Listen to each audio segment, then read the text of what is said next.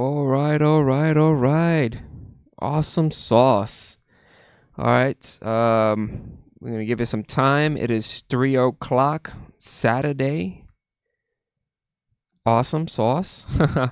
It is July 22nd, 2017, 3 o'clock Eastern Standard Time. I'm checking the channel to make sure it is receiving the content. It is healthy, it's green, it's stating that it is starting. We're going to give it a few minutes before we start the show. And this is episode 17. Holy moly. All right. We are live. It looks like it's green. It's healthy. That is always a good thing. Always a good thing. So we are going to start. Let's give it one more minute. And then we're just going to go for it. All right. We're going to go for it. Right now, this is 3:01. We're going to start at 3:02. And this is awesome. Awesome. All right. Looks like everything is good. Let's just start. All right, guys. Welcome back. This is Bernardo from the BTNHD. As always, every Saturday at 3 p.m. Eastern Standard Time, the server room. Awesome. This is episode 17, and it's all about configuring Windows Server 2016 as a NAT router. How awesome is that? A network and I went blank. And also NAT stands for Network Address Translation. And then also we are going to be configuring our Windows Server 2016 as a VPN. We're doing everything inside our lab, so everything is local. I was trying to create an Azure virtual machine to do VPN so we could test it out that way. But for some reason, Azure, when you're doing it on the portal, does not allow you to create two network cards, which that's what we need. But I'm figuring out a PowerShell way of doing that. So I'm going to be pushing that stuff out to you guys this week. I'm going to show you how I created the PowerShell, what commands you need to do to push out to your Azure portal to create a virtual machine with two network cards. So that's awesome. All right. So it looks like we have 7 individuals on the channel. If you have the power, please make sure you leave a comment, say hi, say hello. Let me know where you guys are from. If you are new to the server room, again, if you have the power to leave something inside the live chat, say hi. Let me know where you guys are from. I would like to know how far this show is going to, how far in the world it is being broadcast. So big shout out to Lenovo hooking us up with the TD340. That is the server, active server that we have been using throughout the entire show. I'm super happy with the server, but I am planning to upgrade it to something else. So I'm gonna actually remove the lower third, right? And I'm gonna remove the big me. So we're gonna just get started. Let's just get started, okay? So I'm gonna give you guys a rundown of how my network system is within my virtual environment. So right now I created a vSwitch. And this vSwitch, I gave it a VM kernel of 10.10.10.10.0 subnet. I gave it no adapter, okay? There's no physical network adapter that's gonna give it internet access. And then I attached my machine. I attached my VPN or my remote access server within this vSwitch, okay? So, and the VPN is also attached to vSwitch 2. This one, remember, your remote access server, if you want to configure NAT or VPN, you have to have 2 network cards. One network card is the one that's going to have internet access. That's the reason why my VPN is right here. That's the machine that we're going to be using today. And this is an old picture, but my vSwitch is also has VPN as the second NIC. Okay. And if we go to the next page, and we go to the actual properties of the vSwitch, again, VM kernel, I gave you the IP address of this, and this is the subnet mask of that particular vSwitch. And there it goes. That's the IP address, and that is the default gateway, okay? So let's get out of that. We're going to close on that. Let's close this guy up. Awesome. So this is the virtual machine. Let me zoom in for you guys because you guys can see a little better. And I got two virtual machines. I have the BJ VPN, and then I have the BJ Windows. I should have renamed that, correct that. But it's a Windows 10 machine and a Windows Server 2016 machine. So if I go inside my Windows Server 2016 machine, I highlight the network right here. As you guys can see, I have kind of two connections. But if I right click and go to Open Network and Sharing Center, and I go to Change Adapter Settings, as you guys can see, I have two network cards. The private one has no internet access at all, and this one has internet access. Now, if I right click on the second NIC, I go to Properties. This is the configurations that I did within the IPv4 protocol. So I gave it the IP address of 10.10.10.1 and the subnet. Did not provide a default gateway, or I did not provide a DNS address at all. Okay. And then within my internet, and again, this server 2016 is actually attached to my MDT. So if I double click on the IPv4 protocol, IP address is being assigned with the DHCP, but that's not really good practice. So what I'm going to do is get out of that, and I have to recall what IP address. This IP address is 168.1.1.11. So I'm going to give this guy a static IP address, because it's best that you have a static IP address for your VPN or your RAS, your remote access server. So I'm going to do that. Awesome. And I believe it's 192.168.1.1. I think that's the default gateway. Let's right click here. Command prompt. Let's do an IP config, because it's grabbing it from DHCP. Awesome. Awesome sauce. And there goes our second NIC right there. Awesome. Cool. So that's right. And click OK. OK. Okay. So now you have your two NIC. Now you have your two network adapters set up, configured correctly. Now for my testing machine, let's close all that up. Let's go inside my Windows 10 machine. Now my Windows 10 machine, if I right click on Start, let's open up PowerShell. I'm going to zoom in for you guys so you guys can see. I'm going to do a pin google.com. And I should not get any replies. And the reason why is because, again, this machine, if I go into VM, edit the settings, and once it loads up, there it goes. This guy is actually attached to the private. Again, private doesn't have any network card, is not attached to any Ethernet hooked up to give it internet access. It's just, it's dead. So again, nothing. Awesome. So what I did was, within the Windows 10 machine, I'm gonna right click on this guy. Let me see if you guys can see it. So I'm gonna right click on this guy right here. Right click on the little network. Go to, I'm gonna open up the network sharing center. And then from here, we're gonna change the adapter settings.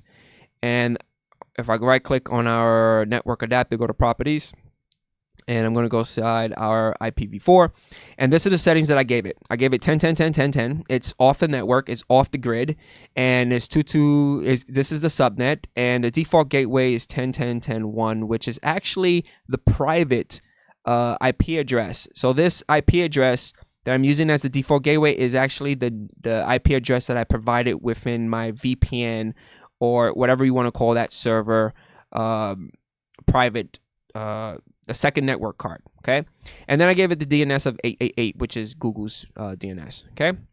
So that's the environment. That's how I set it up. I don't want you guys to think there's magic tricks or anything. So I'm going to zoom out, and I'm going to bring back our server right here. This is our server. And I'm going to zoom in, and let's get started. So we are going to click on Start. We're going to open up our server manager. And once our server manager is up and running and it's loaded, we're going to get into the server. We're going to get into manage. This takes a while for it to load up. Let's see if I could click on it and get started. Awesome. So click on add roles and features, and it's still doing something. So that's why it's not going. Come on. All right, good. So let's go to manage, add roles and features. Again, you're doing this within your VPN server or your RAS. I would recommend calling the server in RAS because you're going to be installing the remote access services inside this machine. And within the remote access services, you're able to configure the NAT setting and also the VPN. I'm going to be doing both of them. You can't do it on the same box. You can't have a NAT router and the VPN on the same box. You can have either or. So that means if you want to have a VPN server, make sure you name it VPN. If you want to do a NAT, call it a NAT server. Okay. So from our wizard, we are going to click next. I'm going to leave the default as role-based and feature-based installation. Click on next. Yes, the server, this is the one that we want. You're going to click next on that. And the option that we want is this guy right here, remote access. Click on that. And I don't think we're going to get an additional option to add roles and features. There you go. Good. Click on next. Once you pick this, on the left side, you're going to get additional stuff. This is the very important part right here. So let's click next. We're not going to add any features. Click next. Click next again.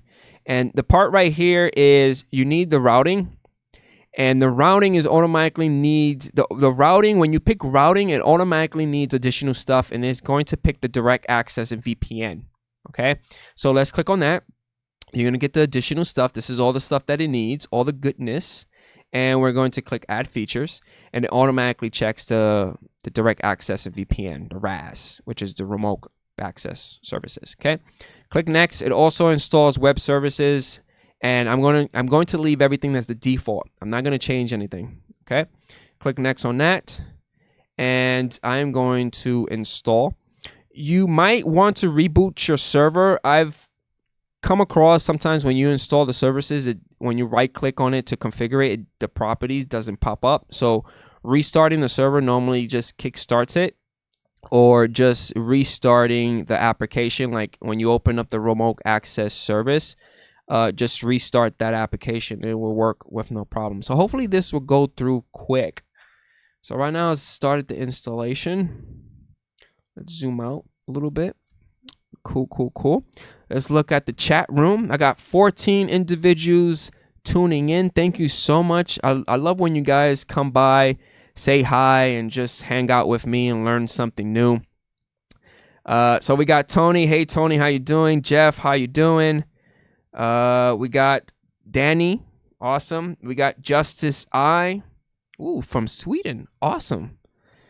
We got King, we got Charles, we got Jack. How's everyone doing? I appreciate the love. Thank you for leaving a comment. Today's show, I didn't do any notes. There's no notes to this show at all. Well, I have my little chicken.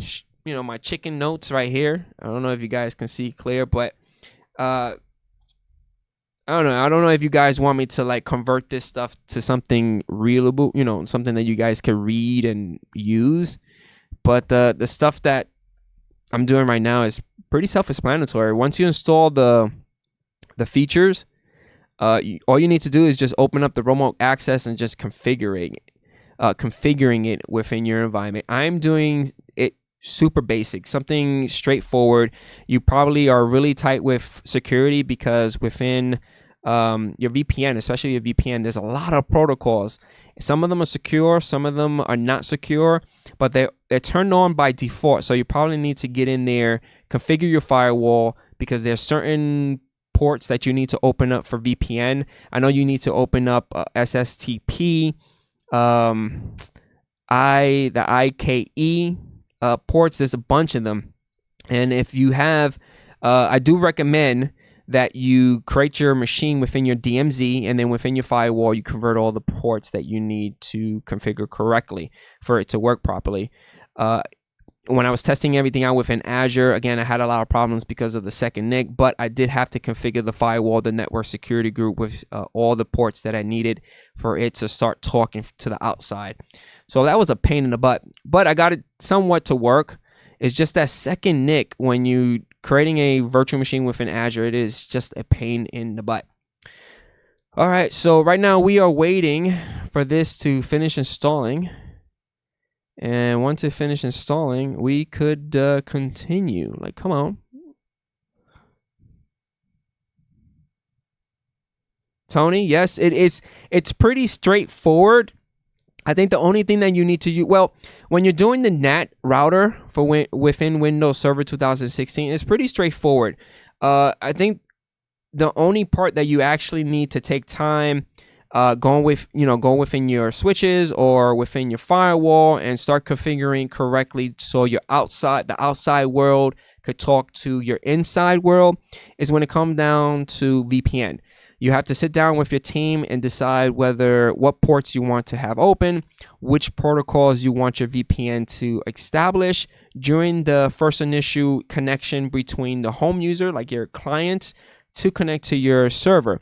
That's where it comes, it just gets kind of tricky. Plus, I believe within the VPN, you also need to create a network policy. And if there's also this tool right here, the CMAC. The CMAC is an awesome little tool that allows you to create an executable file, and it packages your VPN, so you can actually give it to your clients. They could double click on it, install it, and all the settings are there rather than doing it manually. So that's a cool thing. We're actually gonna touch base on this really quick during this show, so stay tuned for that. Come on.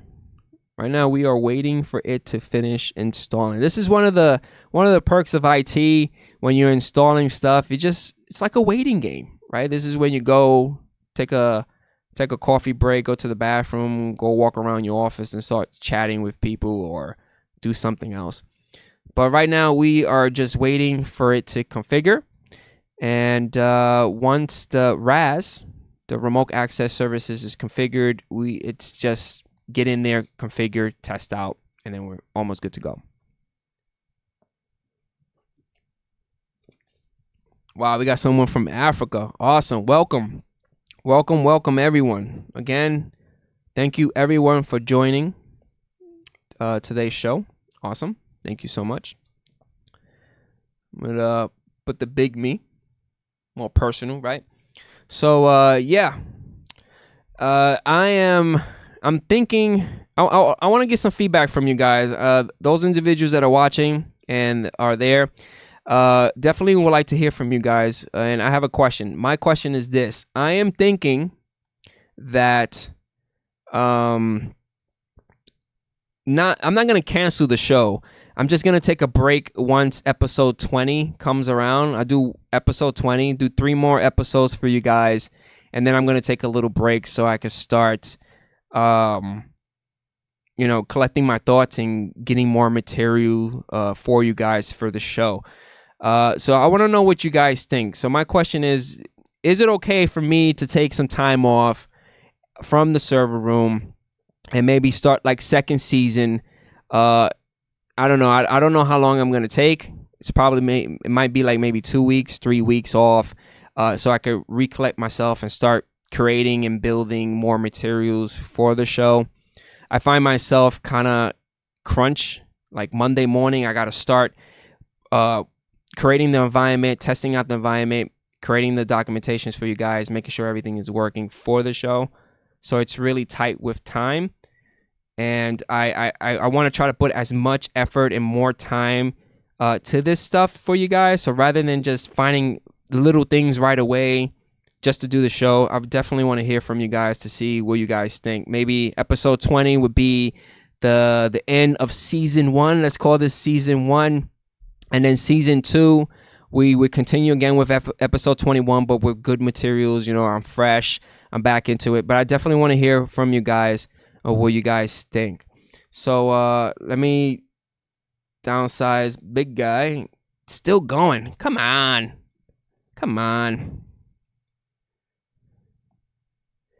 Tell me about it, Tony. It is like watching paint dry. Holy moly, like, come on. This is crazy. And it's not really, look at that. It's nothing. Come on. All right, we got Tony BJ. I took your advice and started to build my MDT from scratch. Okay, so what happened? Sounds like you need to take as much time as you need, and every 2 weeks in the server room is more. It's more that accurate. All right, so okay, so Tony says, sounds like you need to take as much time as you need, and every 2 weeks in the server room is more. Okay, so let me get this. So you rather have the server room every 2 weeks? You guys don't like the whole weekly thing? You rather just do it every 2 weeks, bi-weekly, right? Bi-weekly, yeah. Every 2 weeks we do the server room. We get back. We got more material to showcase. Or do you guys enjoy the week by week material that I'm pushing out to you guys? I don't get me wrong. I love it. I love doing it. I've been doing it almost 4 months straight. So I definitely need some time to gather my thoughts, get more material, start building my curriculum for you guys. Because right now it's like when Monday comes, I'm like trying to find something quick and build it and test it and build it and test it and test, write the documentation, then push it out to you guys on Saturday on time.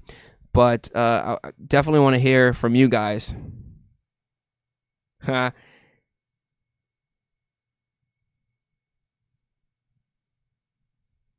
All right, I like that idea. Take a summer break. You can keep the show running with smaller videos. That makes sense. That makes sense a lot. But yeah, that makes sense. I would definitely take that in consideration. That'd be nice if I could do bi-weekly, because it gives me time to do my 9 to 5 job, because right now I'm juggling the server room, plus I'm juggling the Monday through Thursday stuff that I'm pushing out for you guys. Plus I just started streaming in Twitch gaming stuff, and then I have to work on the server room. So there's a lot of stuff that I'm juggling around. Plus I have to be a father, so I have to take care of my son. So that's biggest job ever. That comes number one. But we have one individual saying week is fine. Oh, like holy moly, come on. Yep, this is like watching paint dry, driving me nuts. Thank you, John. I appreciate it. I do appreciate it.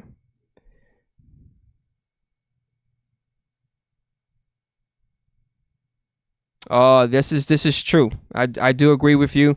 It is very stressful, but when you love what you do every day, I love doing this stuff for you guys, and I do see I don't really see it as a job. I see it as me just continuing learning.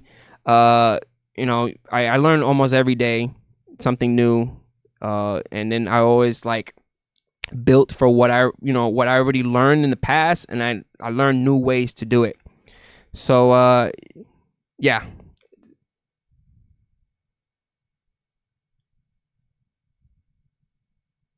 So I got Jeff says, what about having season 2? Show us how you built the new server, your process on what hardware you pick, and why. I'm assuming that way is a why. Yeah, that makes sense too, because I am planning to kind of decommission the Lenovo TD340. It's not really running the way I want it to run. Right now it is running SATA drives, and it's really, really, really slow. Like right now we are waiting for this installation to finish. And as you guys can see, it's like watching paint dry. I am planning to purchase a computer tower, the motherboard, solid state drives, so I could create a RAID system. It looks like it's moving. Yes, move a little faster. Like get a bunch of solid state drives, create a RAID system, get a good motherboard, install an operating system. I'll probably install like a Windows 10 operating system and probably use VM Workstation, because within VM Workstation, I like the way that the networking is done within a VM Workstation rather than the ESXi hypervisor. So I could probably use that. And but that is a good first video for season 2. I love that idea, Jeff. I like where your mind is at.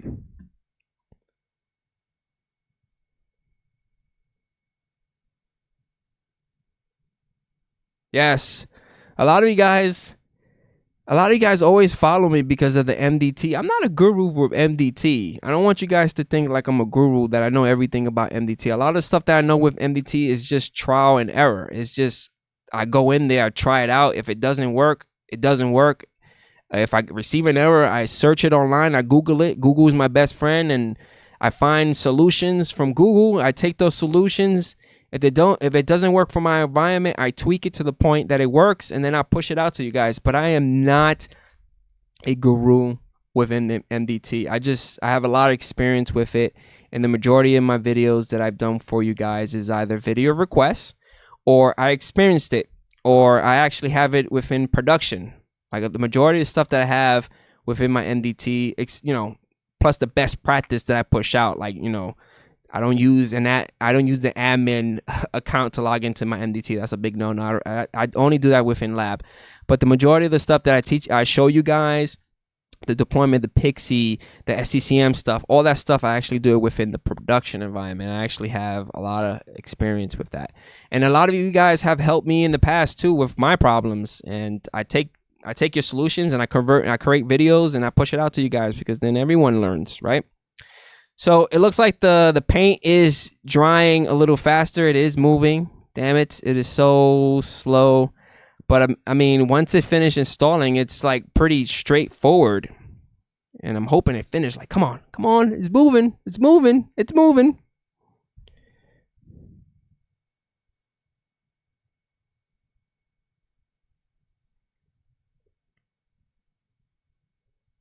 Looks like... So I think it's called Kamar. Hopefully I'm saying it more. Kamar say more automation on the MDT, please. That could be for maybe season 2. I still got a couple more episodes to go for the server room until season 1 is over. I could probably try to squeeze it in. I do have a particular curriculum that I am following for this season 1, but I could, if I can't squeeze in automation with MDT, I could probably squeeze it in for next season.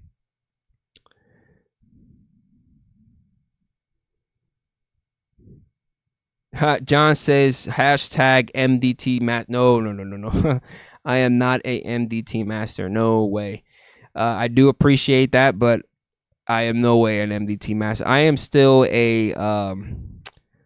I'm still a newbie. I'm still learning. I learn something every day with MDT, and then I try my hardest to push out videos to you guys. So whatever I learn and pick up, I try to push it out to you guys so you could also learn what I've learned.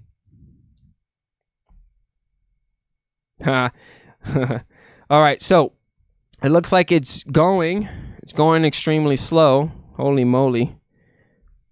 Like Tony said it is like watching paint dry. So it's literally moving really, really slow.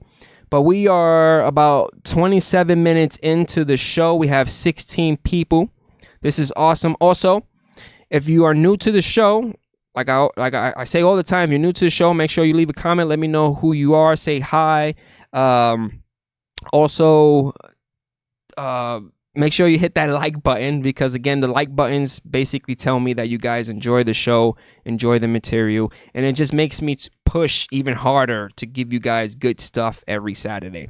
Okay, so it looks like the installation is done. The paint has dried. Awesome.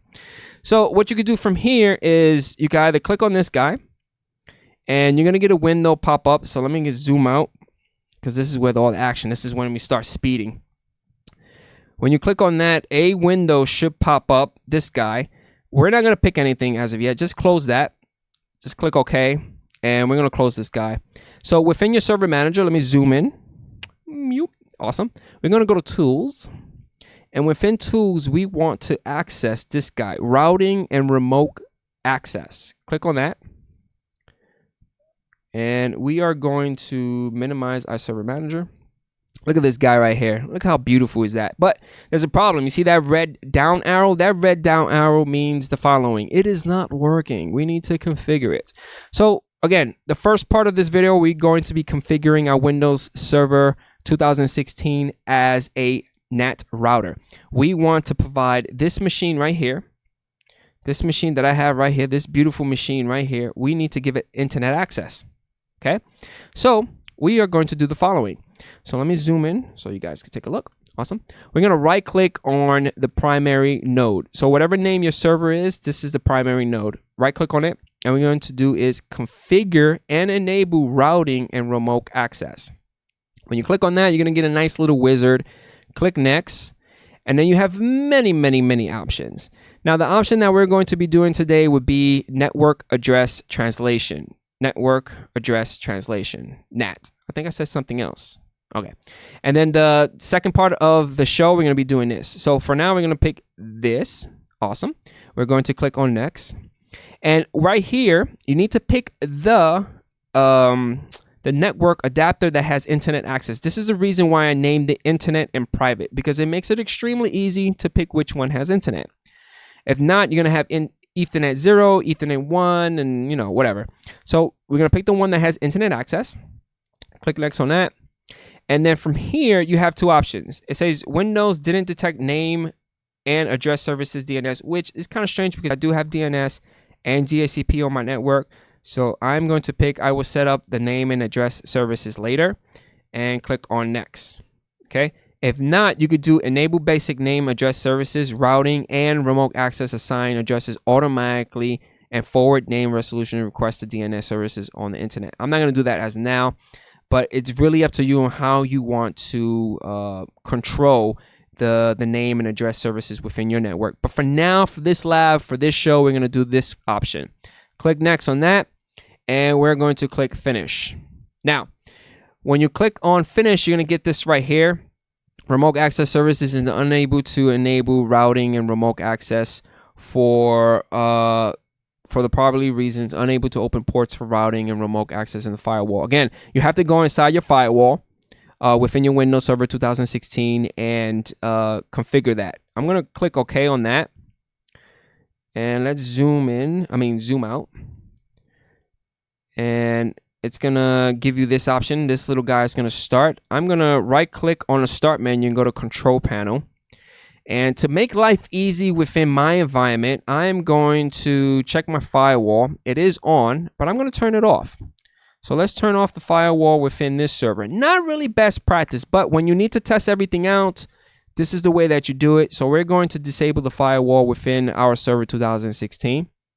And within my testing box, which is my Windows 7, I'm going to just go to Start, type in Control Panel, and I'm also going to disable the firewall just for the hell of it, and because I just want to make sure everything is working before I actually put it inside production. If you're doing this within a production environment, again, you're definitely going to be configuring your Windows firewall settings for the routing access to be allowed, okay? But for now, we're just going to disable everything. Now, from here, we're done. Yeah, we're done. We're definitely done. So let's click on IPv4. Let's click on that. And from here, we are going to see, you see how internet is getting inbound traffic. And we got about 30 total maps, 30 total mappings. So let's go back inside a Windows 7 machine. And let's do the following. Let's do a ping Google. What? Yes, that is what I'm talking about. How awesome is that? So we have internet access. Do we really have internet access? Let's go to Chrome. Let's load up Chrome. Let's go inside YouTube. Let's go into YouTube, BTNHD.com. And my site is there. It's saying that I'm live. That's awesome. Awesome sauce. I even can go to Google. Now, I'm navigating. Check this out. I'm navigating within this machine, right? Boom. If I go inside here, right click and go show mappings, check this out. Check this out. So let's zoom in. I'm going to zoom in for you guys. Look at that. Look at all that information that it's providing. Look at that. How gorgeous is that? It's giving us the IP address. The IP address is 1010. Remember, 1010 is this machine right here. So let's zoom out. Let me right click on the network and sharing center. Right click on click on the adapter settings. Right click on the Ethernet, go to properties. And I'm going to go inside the IPv4. And I'm going to zoom in. See, 1010. And this is the traffic that 1010 is doing right now. All the protocols. It's going through 443. Look at that. Oh my gosh. That is how we configure the NAT. That is how you configure a NAT router within Windows Server 2016. Done. Drop in the mic and we're done. How fly is that? All right. Cool, right? Now, the next part of the video is creating a VPN. So I'm going to zoom out of here. Okay. And then you could actually go around, right click on the NAT, and from here go to properties. And within properties, the general tab gives you some cool stuff because then you're able to manipulate how you want the logging to be done. So I'm going to zoom in for you guys. Let me zoom in so you guys can take a better look. There you go. So by default, you have log errors only, but you could do log errors and warning. You could log the maximum amount of information, disable event logging, translation. This is the remove TCP mapping after a certain amount of minutes, remove UDP mapping after 1 minute. You probably might have to increase that a little bit within your environment. Assign address. You can actually kind of lock down the IP addresses that you want to be assigned within your NAT. By default, is not turned on. And then you have your name resolution, which is something that I'm not using right now. But yeah, how awesome. Cool, cool, cool. Now, really, if I right click and refresh, you're not going to get any traffic within the private, but internet is what's going to be getting a lot of the traffic. Go to general, gives you a breakdown. Look at that. Look at that internet. Look at all that traffic hitting the internet. Holy moly. And this is private right here. Nice. How sexy is that? I mean, I love this stuff. This is awesome. Now, so we have the NAT router. Services up and running. We created a Windows Server 2016 machine and we converted it as a NAT router server. So if you don't want to purchase a NAT router or a firewall that will act as a NAT, you could do it this way. You know, everyone, for those individuals, us IT guys, we have Windows Server there, so take advantage of it. It's there. Use it, right? And I love the logging. I love the fact that you're able to right click, go to show mappings, and it just gives you a breakdown of what ports is being used, what public IP address. Most likely the public IP address is going to be the same because this is actually the NAT server. You got the public ports, private ports, what type of direction, what type of protocol, the remote address, the remote ports. Awesome. I'm loving it. Loving it. All right. I'm going to stop talking, and what we're going to do is right click on this node. Now, you don't need to do this. And the only reason why I'm doing this is because I don't want to create another virtual machine and install the remote access services again to the virtual machine. So I'm going to just disable it. And it's going to give me this nice little warning. It says you are disabling the router and removing its configuration. To enable the router, you will have to reconfigure it. Do you want to continue? Yes. I'm going to hit yes on that. And once I kill that, oh, no. Wrong command. So there you go. Once I do that, let me close this, cancel that, close that. This little guy right here, look, so it's already cancel. And this is my Windows 7 machine, right? And if I go, let's do is a ping google.com. I'm not going to get any replies because I just killed the NAT. I just killed the NAT router. So bam, this machine is no mas. Okay. So eventually I'm going to get that. Beautiful. So let's get inside our, whatever server you want to call it. For me, I call it VPN, but you could call it whatever.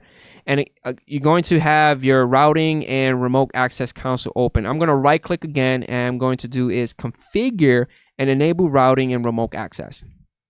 Again, you're going to see that same wizard. So click on X. And rather than doing a NAT, we are going to be doing a virtual private network access and a NAT. Okay. So click on X. And for this option here, again, you have to pick the network interface that has internet access. I would recommend labeling your network adapters accordingly to make everything extremely easy for the next person that needs to take your job, or if you leave the company. Documentation is key. Make sure you label everything correctly because it makes the other IT individual's job easier. Cool. Click next. And you don't want anyone to say, "Oh, it was Bernardo's fault. Oh, the last IT guy didn't do it. The last IT guy didn't do that, or he did this way and it didn't work." You'd never want anyone at your old job to use that card. All right.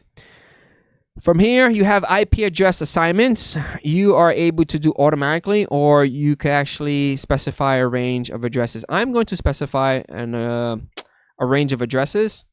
And from here, you click on new, so you can specify one. And I'm going to do 192.168.1. And within my notes, I'm looking at my notes right now. So if you're wondering where I'm looking down, because I got everything written down right here. So I gave it 130, and I'm going to do 192.168, and we're definitely going to give it 140. So it's just 140. Yes. So I'm just going to give it 11. I'm only going to assign 11 IP addresses. That means 11 clients are only allowed to VPN within my network. We're going to click OK. Click next on that. And you have two options right here, the network and address translation services. You have enabled basic name and address services, or I will set up the name and address services later. I'm going to say just enable it for now. Click on next. And address assignment range is this guy right here. Great. This option here, manage multiple remote access servers. You can actually do a radius server. I'm not going to do that right now, so I'm going to leave no. You could definitely do that too. So that's cool. And I'm planning to do a future show dealing with radius server. So I'm going to leave as the default as no. Click next on that. And let's click finish. And it's going to say to support relay on DHCP messages for remote access clients, you must configure the properties of your DHCP relay agent for the IP address of your DHCP server. So click OK on that. It's going to say, please stand by while the remoting and remote access services finish initializing. And it's going to start the services. If everything works well, we should see that nice green check mark, or that green arrow goes up and running. Okay. So from here, I want to go inside ports, because this is where you need to sit down with your IT team or whoever you need to sit down. If you're an IT manager, you probably need to sit down with your server admin or network admin or whatever and go over some of the ports, because when you right click on ports and go to properties, there is about to curse, sorry about that. There's a crap load of ports that are enabled by default. Like all these guys are enabled by default, and the majority of them are not too secure. But for a testing environment, I'm going to leave everything open because I want to make sure everything is working correctly. It really depends on your environment. Some of them are not really good. You got SSTP, IKE-v2, L2TP. I think L2TP is well known for connecting through VPN. If you want to configure one of them, just select them, just hit the configure button. And then you have remote access connection for inbound only, demand, dial-up routing collections, inbound and outbound. You have a phone number if you need to maximum ports. So cancel that, and we're going to cancel. Great. Cool. So IPv4, general, basic information, NAT. Awesome. Cool. Now, we need to connect our machine. So I'm going to zoom out. So our VPN server is somewhat done. We need to connect our Windows 10 machine into our VPN machine. And I want you guys, because again, this machine has web services. If I click on my Chrome right here, and let's go 192. Crap. 192.168.1.111. Yeah. Hit enter. Oh, see, it's cached in. Let's try something else. It's cached in. That should not pop up. That should not pop up at all. Ask me later. Just get out of here. All right. 192. Looks like it's still cached in 168.1.1.1.1. Hit enter. Oh, it's still loading. Something's going on. Wait a minute.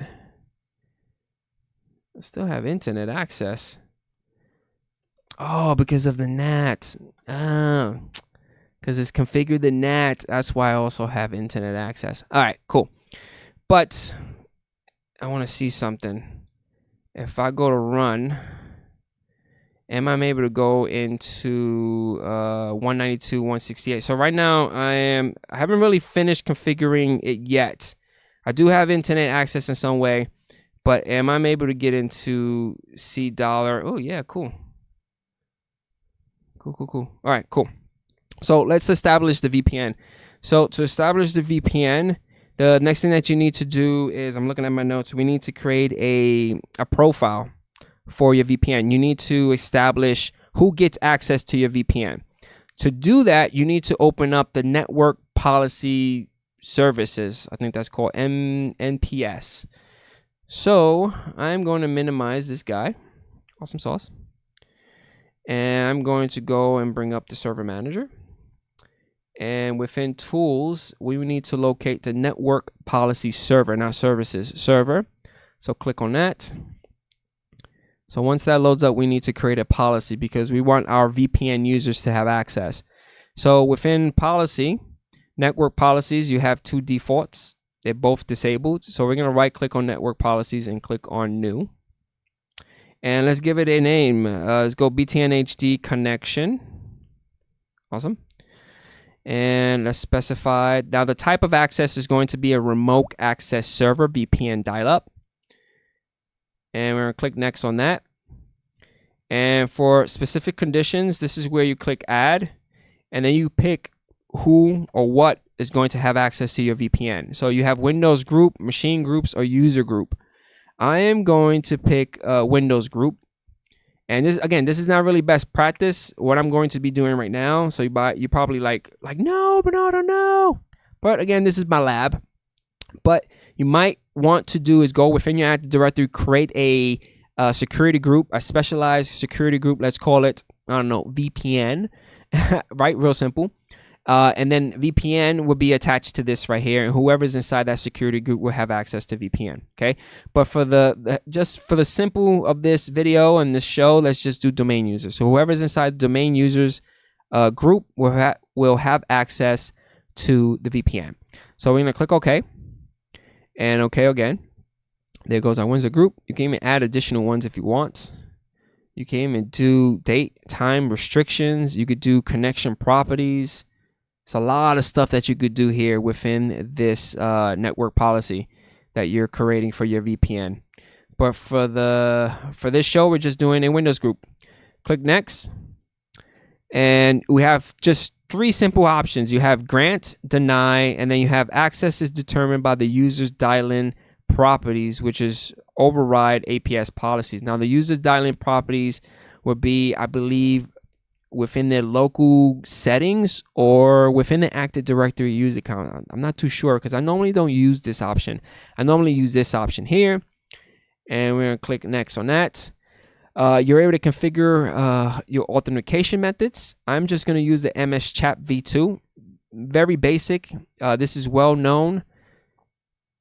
So we're going to leave it as the default. Click next. From here, you could configure some constraints. You could do the idle timeout, session, call session ID, date, time, and restriction, and the NAS port type. I'm not going to do anything within the constraints. I'm going to leave everything as the default and just click on next. Grab a little water.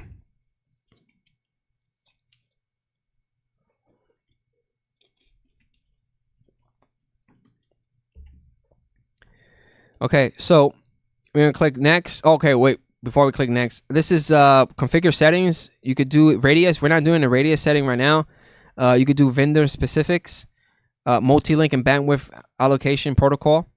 I'm not going to be configuring anything. This is really basic within the lab, but it really depends on your environment and how you want to configure it. But you could just configure it to the T.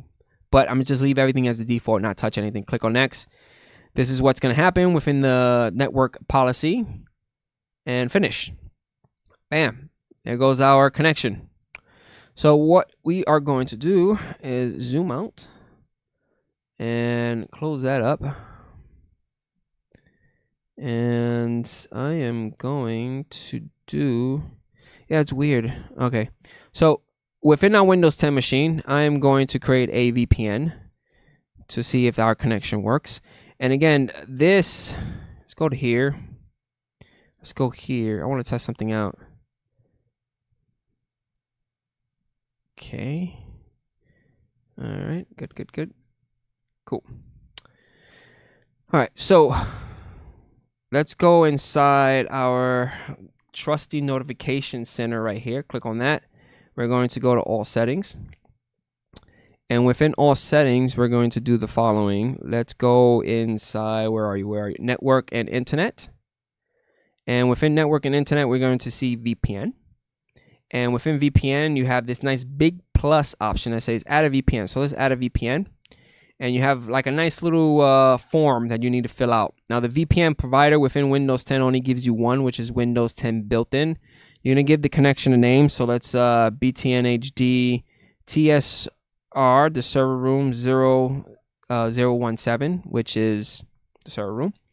You will provide the server name. Most likely your VPN is within a DMZ or within your WAM network. And that IP address, that public IP address is probably, you go to like GoDaddy or you go to Google Domains and you attach that IP address to a DNS. And then rather than having your users enter the IP address, they could enter like, go inside, like BTNHD.com or whatever DNS name you want to give it. But for this, I'm just going to do it 192.168.1 and 111, which is the IP address of our VPN server. The VPN type, I'm going to let Windows 10 choose it. But if you configured your settings or your environment differently, you don't want it to pick automatic, and you know what kind of settings you have, again, that's when you go inside the port section and you enable and disable what you want.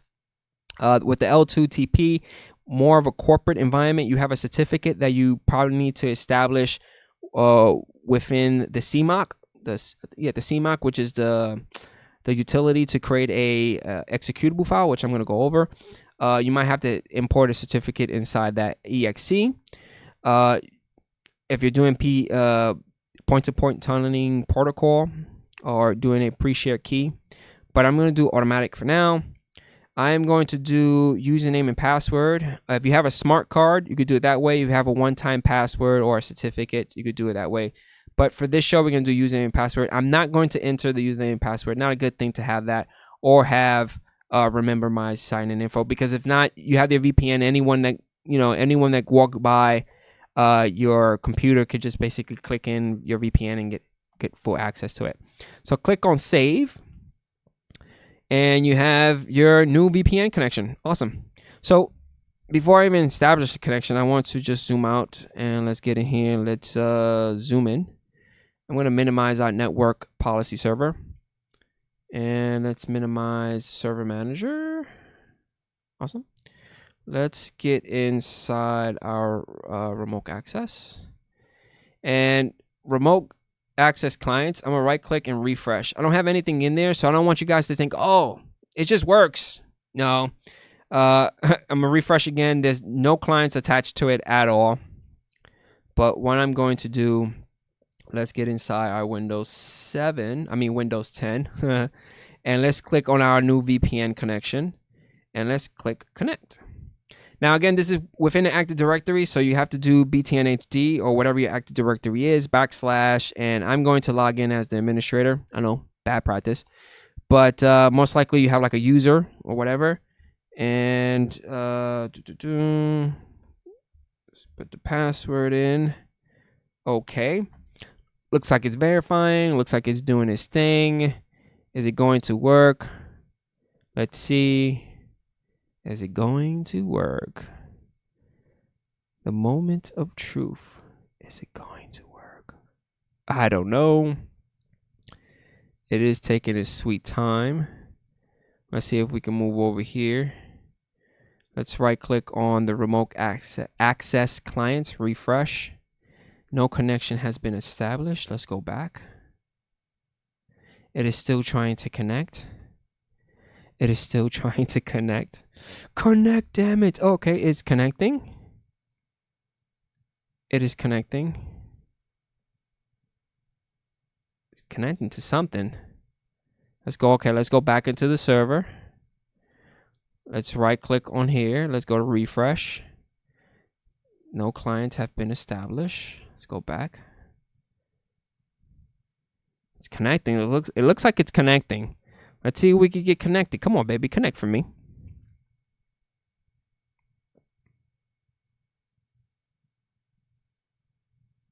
Oh, what's going on? No! Don't worry, because I know how to fix it. So it says the remote connection was not made because the attempt of VPN tunnels failed. The VPN server might be unreachable. If this connection is attempting to use an L2 TP /IPsec tunnel, the security parameters required for the IPsec negotiation, holy crap, can't say that, might not be configured properly. I need some water for that one. Whoa. Yeah, I know.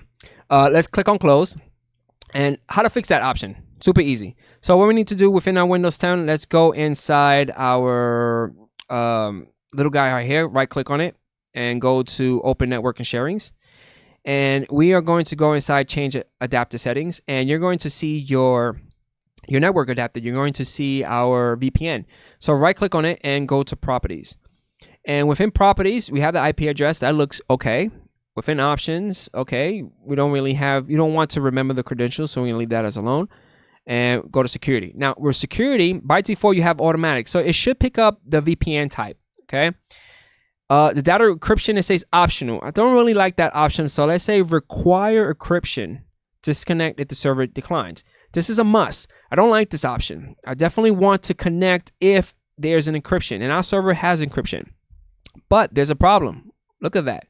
There's no protocol. How in the hell are we establishing the connection if there's no protocol? So what we're going to do is allow these protocols. We definitely need to do MS chat. Remember, that's the option that we have within our VPN.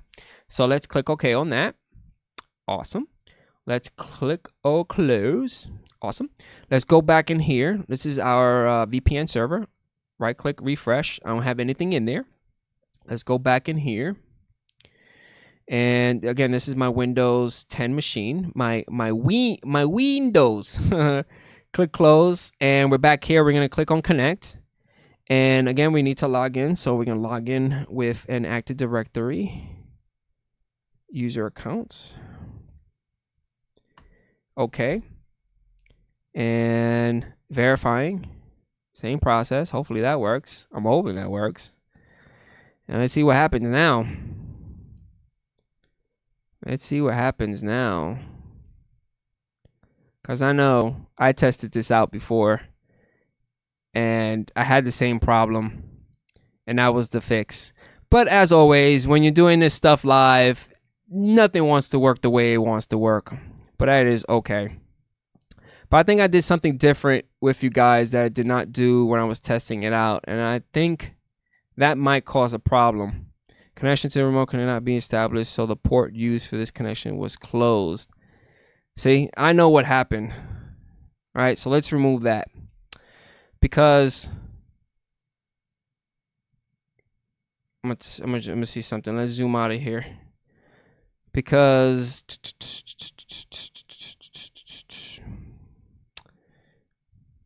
let's do something real quick. I'm gonna disable this real quick because I did something different with you guys that I didn't do when I was testing it out. So I'm assuming that's the problem. Okay. I know I've disabled the firewall, on both of them, which is okay. I know I don't have internet access, so I'm disabling that right now because I did something different with you guys that I did not do the time I was testing it out. And I think that's the issue that I'm having right now. And this is what it's all about, testing stuff out and making it work. So that's disabled. I'm going to go, because I know when I did 192.1.1, I wasn't able to get into, I wasn't able to get into this, and I was able to get into that. And that's the problem. That's what's bothering me. That's bothering me a lot. And I should not get into this machine if I have VPN up. So let's right click on this. I'm gonna configure it real quick. It's the same procedures, but I'm changing something real fast for you guys. Okay. All right. I'm still picking this. Click next. I'm still picking up the internet. I'm still picking that. Next. I'm going to specify the IP address. So I'm doing this real quick with you guys because I did something different, and it's always like that, right? I know the mistake that I did, and I'm gonna fix it because I want to make it work for you guys. Okay, next. And this is what I did different with you guys. When I was testing it out, I didn't enable the basic name and address services. So I'm gonna say set up later. Click next. I'm not going to set up a radius. So the only thing that I'm changing for this setup is I am not going to enable the basic name and address services. Okay, I'm not going to do that. Click next on that. Click next on that. Click finish. And let's zoom out. And I'm going to click OK on that one. And it's going to go green. Because when I configured it with enabling the basic name, I was able to get into the site. I should not be able to get into this site. God damn it. Okay, wait a minute. It's caching in. Wait a minute. It's caching in. I should not be able to get into that damn site. I should not be able to ping.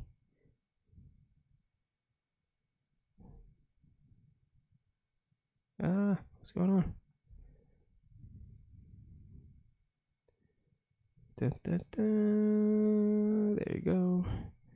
Ping Google. All right, good. There you go. I should not be able to go anywhere. Okay, good. All right, so let's go. Everything is established. Nothing's changed. Let's go back inside our Windows 7 machine. Let's add this guy. I'm doing the same stuff. We're going to call it BTNHD. BTNHD connection. This is what it's all about. Testing stuff out. 161.1.1.1. Automatic. Okay, none. We're going to click save.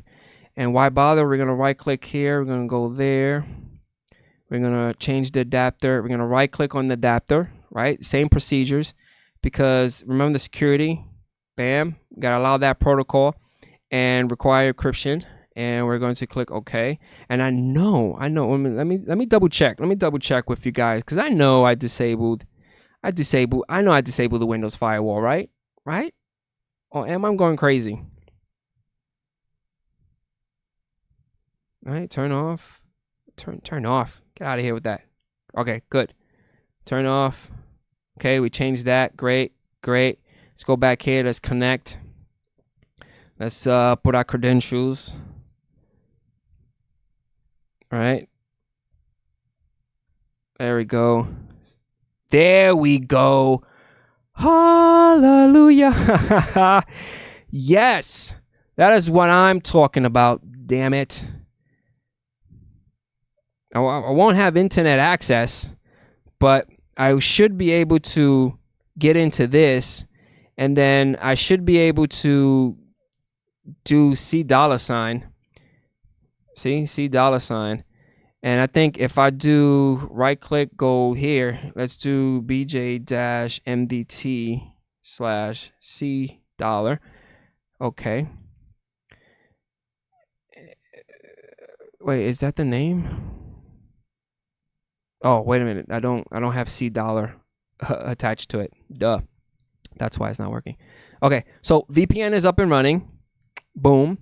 And if we go inside our VPN and we refresh this guy right here, there goes our connection. Sweet sauce. Sweet. So what happens if I disconnect? I'm going to disconnect this guy, right? Let's go back here. So right now, we establish our VPN connection. But what I want to do is the following: cmd.exe. Okay, great. And we are going to clear this out. Clear. We're going to do a pin 192.168.1.111, and we're going to do a -T. Okay, it's good. It's really weird though. Let's see something. I want to check something out because. Okay, so a VPN was established, which was great.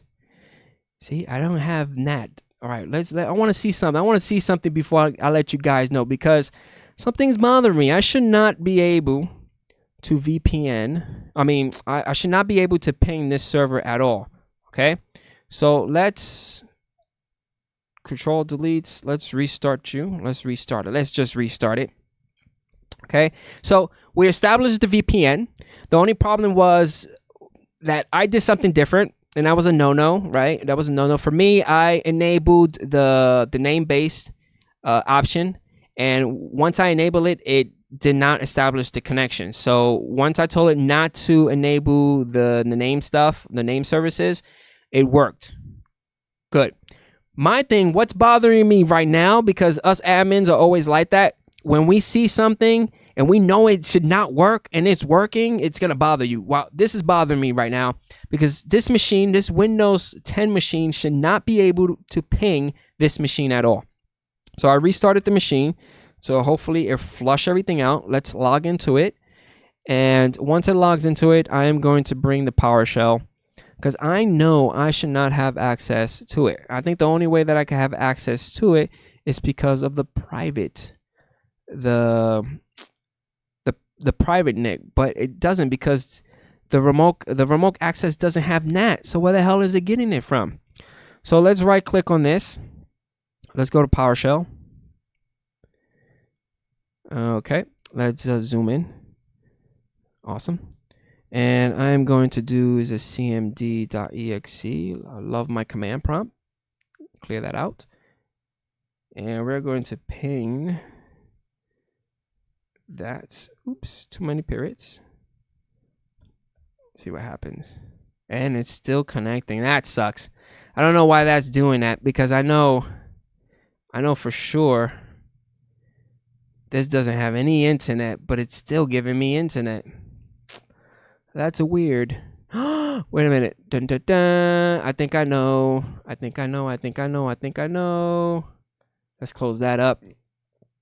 All right, that's still pinging. Let's check this out. Check this out, people. Let's right click. I think I know what the problem is. So let's click on change adapter settings. This is what I love about the show. Let's right click on this guy. Let's go to properties. Let's go inside here. And I think it's this thing that's causing the problem.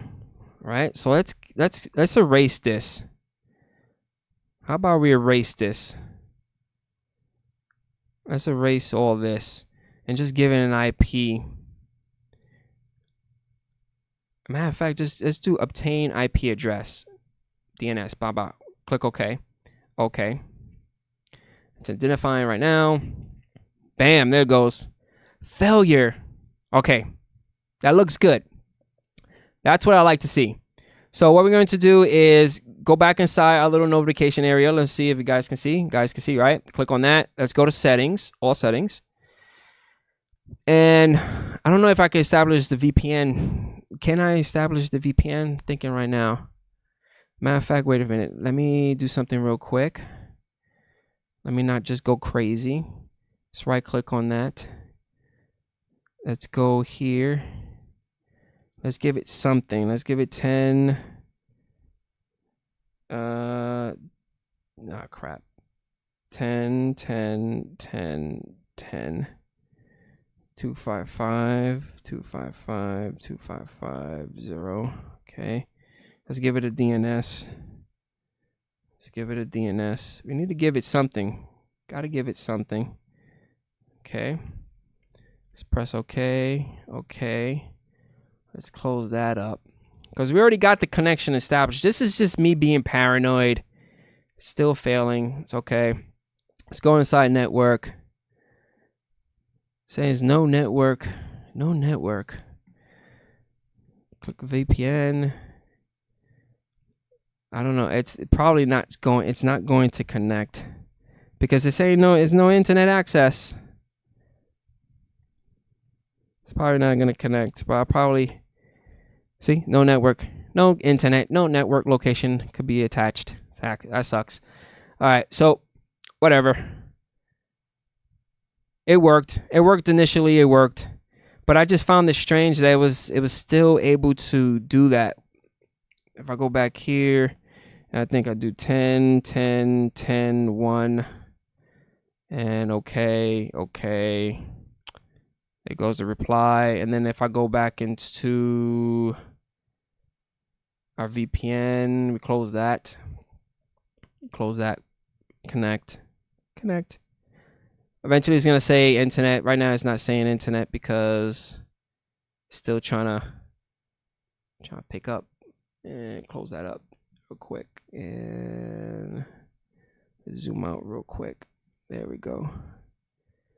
All right, getting pings, but we're able to do the VPN. The VPN does work with no problem. Let me refresh because it should be disconnected. Let's reconnect again. All settings, network and internet, and VPN. I don't know what. Okay, boom. Let's connect again. Let's log in.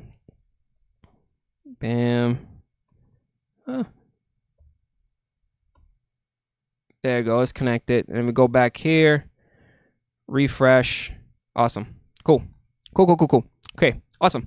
That's it. That is how you create a VPN server. The only difference is the option of enabling the name services. For me, when I picked that, I was having connection issues. But if you're doing this within a production environment, most likely you have to configure your firewall correctly for VPN to talk correctly outside of your network.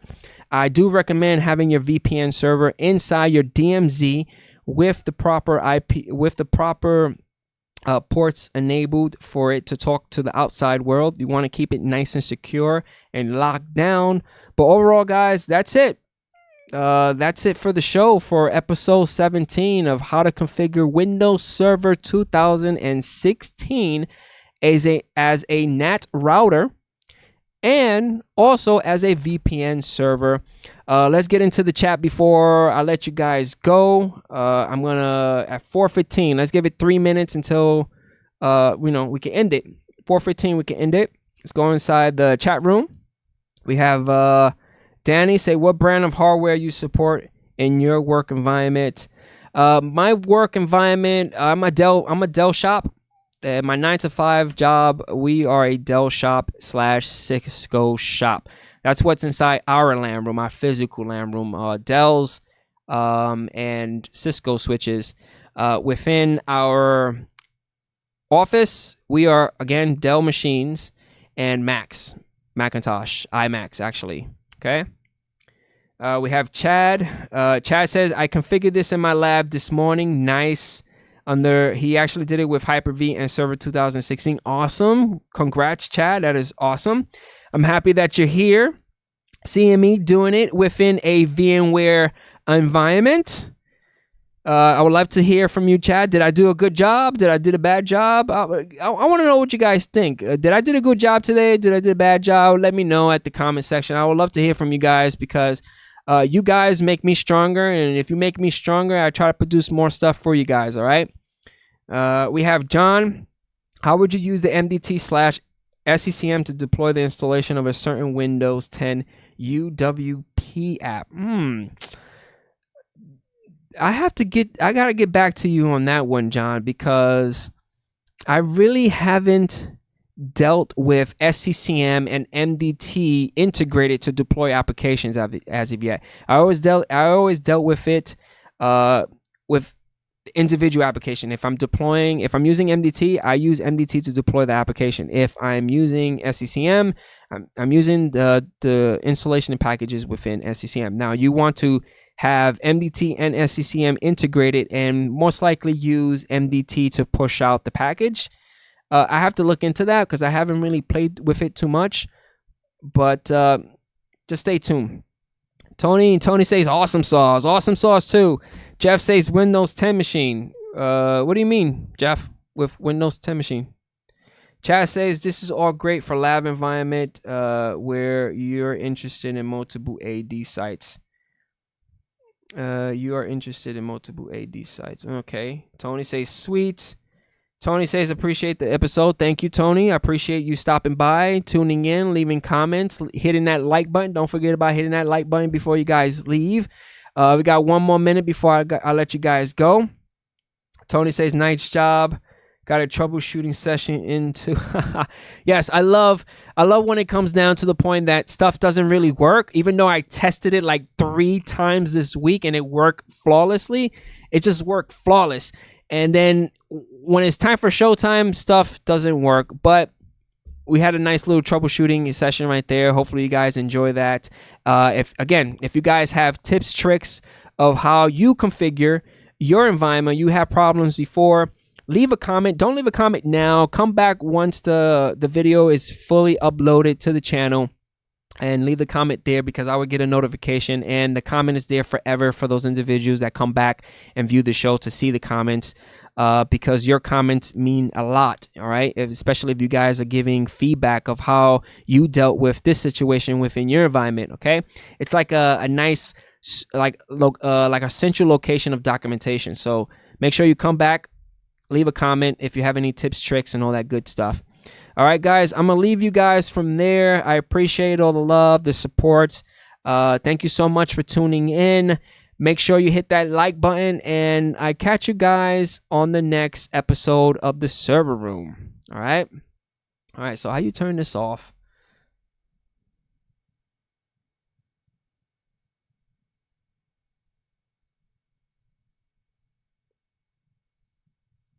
All right, I'm out of here.